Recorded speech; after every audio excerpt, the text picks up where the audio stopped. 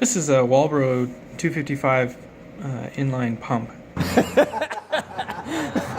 Here, get that closer to the camera. Let's see that. And it was in a car run for some period of time. And I'm tired of running. Where the pickup for this pump was probably not submerged, and so there's a good chance what we speculate as the reason why this pump failed was because it had been running dry for quite some time, and we've all heard about why you don't want to do that. I've heard that too, and it makes good sense. There's moving parts that mesh in some way. I'm not sure how it happens in this pump, but if you don't have any fuel, there's probably an argument that could be had that there's a lack of lubrication, and you kill the pump. Okay, but I'd like to see what that's all about. Got the pump cleaned up a little bit.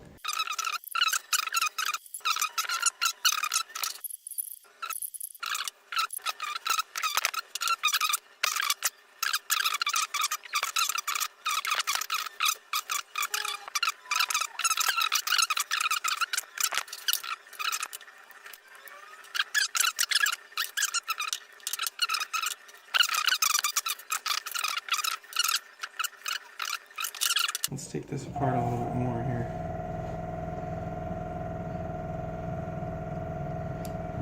So this is metal, this is very hard, and I don't see any wear marks on it at all. It's not like those rotors were eating each other up. So those are fine.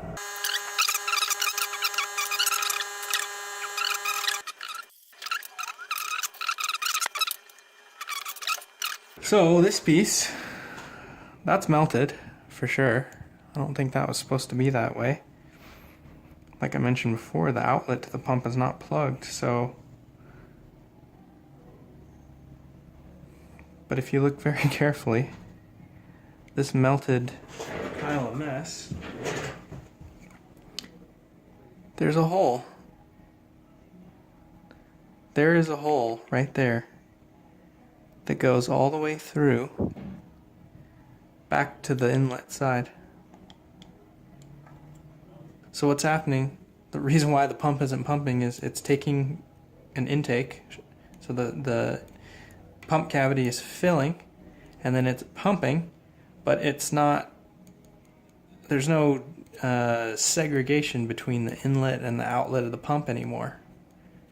So there's no positive displacement anymore because the inlet side and the outlet side are connected, which is why this pump was spinning. It turned on. It wasn't electrically burned up. It was running just fine, but it wouldn't pump any fuel. And it's quite obvious that these rotors are spinning fast enough that enough heat can be generated to melt this plastic. And that's why this pump failed. So just as a test, to make sure that the theory of its failure is right, I mixed up some JB Weld and I replugged that hole. So now I'm going to put this whole pump back together and we're going to stick power to it.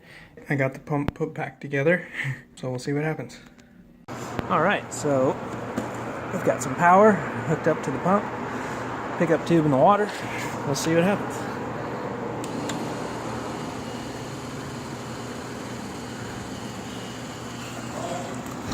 Oh, there it goes! It's gonna pop! Yeah, it's gonna. It's gonna pop. Well, hey, the pump works again.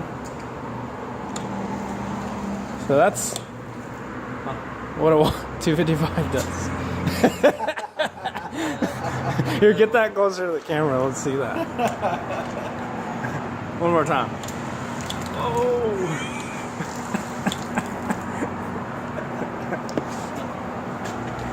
So don't run them dry. That's the moral of the story. It's not the pump gears themselves. It's the plastic bits that are nearby that melt and make you have a bad day.